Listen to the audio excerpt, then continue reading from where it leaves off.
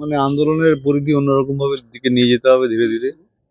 মানে আমরা যেটা বুঝতে পারছি আমাদের চিন্তা ভাবনার মোড় যখন সুপ্রিম কোর্ট আমাদের দায়িত্ব নিতে চাইছে না, সুমোটো নিয়ে যখন আমাদের বিষয়টাকে গুরুত্ব দিতে চাইছে না, তখন আমাদের সেইভাবে চিন্তা ভাবনা করতে হবে। কিভাবে চিন্তা করবো সেটা এখন আমাদের সমস্ত আইন বিশেষজ্ঞদের সঙ্গে কথা বলে কি কি ব্যবস্থা নেওয়া যায় সেভাবে ব্যবস্থা নিতে হবে। কি ব্যবস্থা মানে সেটা তো এখন জানি না, আন্দোলন নয়, আইনের ব্যবস্থা আইনের পথেই হবে। সুপ্রিম কোর্ট আমাদের জন্য কিছু করবে না, এটা আমরা ভালোই বুঝে গেছি। 4 মাস ধরে স্বাভাবিক কারণে 4 মাস একটা হট করে তো অপেক্ষায় ছিলাম, বসেই ছিলাম, এখন দেখি আবার 4 মাস পিছিয়ে গেল। এটা একটা লং টাইম, আমাদের পক্ষে তো বেশি করেই লং টাইম, কারণ আমরা এখন মিনিট সেকেন্ড করে দিন গুনি, সেখানে একটা 4 মাস তো অনেক টাইম। আশা হারালে তো চলবে না, আশা হারালে তো মেয়ের বিচারই পাবো না। হতাশ কিছুটা হয়েছি, কিন্তু আশা হারাইনি, আশা আমরা রাখবোই, চেষ্টা চালিয়ে যাব।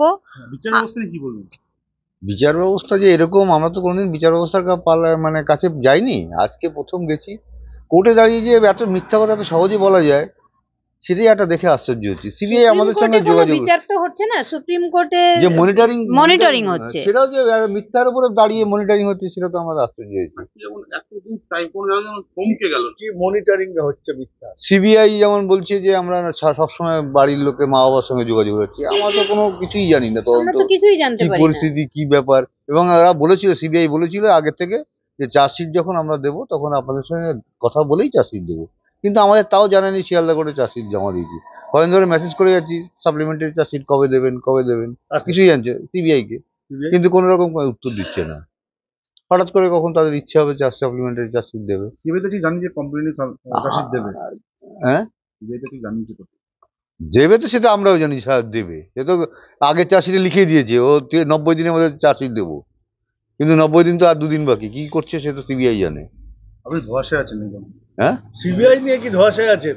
সবকিছু নিয়েই ধোঁয়াশায় এখন, বিচার ব্যবস্থার উপরেই ধোঁয়াশার মধ্যে আছে। লোয়ার কোর্টে ডে বাই ডে ট্রায়াল হচ্ছে।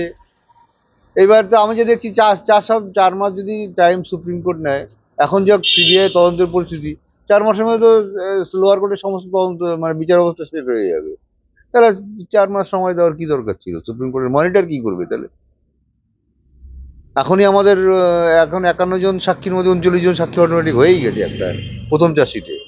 সাক্ষী কমছে, হ্যাঁ, আর 12টা সাক্ষী আছে বাকি আছে। সে আর কদিন লাগবে? 4 দিন 5 দিন 6 দিন 7 দিন 10 দিন। চাপ বাড়ানোর জন্য কোনো এইবার আইনগত ব্যবস্থা নিতেই হবে। যেরকম আইন আমাদের বুড়ো আঙ্গুল দেখালে আমরা আইনকে, 1 আঙ্গুল দেখালে আমরা 4 আঙ্গুল আইনকে দেখাবো, এটাই হচ্ছে আমাদের। আইনের সঙ্গে কথা বলছি আমরা, আজকেই কথা বলবো, আইনজ্ঞের পরামর্শ নেবো। আর কি করবো আমরা? তো এমন তো আমি তো গিয়ে নিজের আইন হাতে তুলে নিতে পারবো না, আইনের উপর ভরসা রাখতেই হবে। যে দেশে বাস করি সে দেশের যে আইন ব্যবস্থা, তার উপরে ভরসা রাখা ছাড়া কোনো উপায়ও নেই। সিবিআই ভূমিকা নিয়ে কি বলবেন? কিছুটা তো এখন হতাশই মনে হচ্ছে, যে আজকে যেমন কোর্টে দাঁড়িয়ে কথা সিবিআই উকিল বললো যে আমরা মা বাবার সঙ্গে সবসময় যোগাযোগ রাখছি, আজ পর্যন্ত আমরা কোনো কিছুই জানি না। আস্থা হারাচ্ছেন সিবিআই? না, আস্থা হারালে তো হবে না, এটাই তো শেষ আমাদের মানে অবলম্বনের উপরে, লাঠির উপরে কেউ অন্ধ কোনো লাঠির উপরে যদি মানে আস্থা হারায়, তাহলে সে হাঁটবে কি করে? আমাদের সেই অবস্থা আর কি। এই যে সিবিআই বিরুদ্ধে একটা অভিযোগ আপনি করছেন, আপনাকে সিবিআই বিরুদ্ধে সেন্ট্রালে কিছু জানাবেন অভিযোগ? না, আইনগতভাবে আমরা সব ব্যবস্থা নেবো, আমরা কাউকে জানিয়ে কোনো লাভ হবে না, আমরা এটা বুঝে গেছি।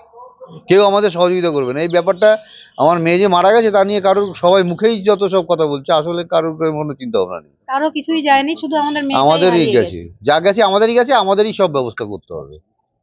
অমিত শাহের সাথে যোগাযোগের নতুন করে কিছু হয়েছে? না, এখনো কিছু হয়নি, চেষ্টা দেখবো, দেখি। তবে দেখছি যে কোনো কিছুতেই কোনো লাভ হবে না। আমাদের আইনগত ওরা যেমন আইনে আমাদের, বললাম তো, আইনে যেমন ওরা আমাদের বুড়ো আঙুল দেখাচ্ছে, আমাদেরও 4 আঙুল ওদের দেখাতে হবে। এটাই কোনো চ্যালেঞ্জ? অবশ্যই, আমাদের জীবনে এটাই একটা এখন লক্ষ্য, আর কোনো লক্ষ্য নেই। যা যা লক্ষ্য করেছিলাম সব পেয়েছিলাম, কিন্তু আজকে শেষ হয়ে গেছে। এখন এই লক্ষ্য, এটাই বিচার পাওয়া, যেভাবে হোক আমরা দায়ী। আইনের বুড়ো আঙুল দেখা, এই যে সিবিআই, সুপ্রিম কোর্ট, তাহলে 4 মাস পরে ডেট দেওয়ার কি যুক্তি? আমি তো কিছু বুঝতেই পেলাম না।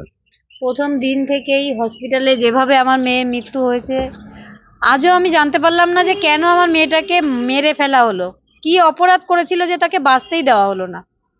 এটা না জেনে তো আমাদের বেঁচে থাকার কোনো মানে হবে না। যতদিন বেঁচে থাকবো এটার জন্যই লড়াই করে যাব, এটাই আমাদের জীবনের লক্ষ্য। অনেক স্বপ্ন ছিল, মেয়েটারও অনেক স্বপ্ন ছিল, সবই হারিয়ে গেছে সেই 9 তারিখ। আমাদের জীবনটাও থেমে গেছে, এখন বেঁচে থাকা শুধু ওর বিচারের জন্য। তাই আমরা যতদূর যেতে হয় সেখানেই যাব, বিচারটা ঠিক ছিনিয়ে আনবই।